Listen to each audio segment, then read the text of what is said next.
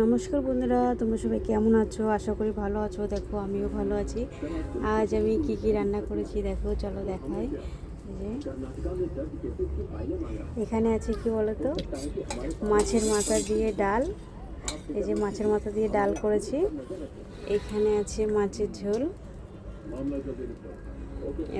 রুই মাছের ঝোল। আর এখানে হচ্ছে সাদা ভাত আছে।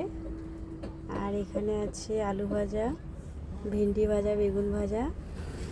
এখানে চাটনি দেখো, এখানে পাঁপড় আর মিষ্টি।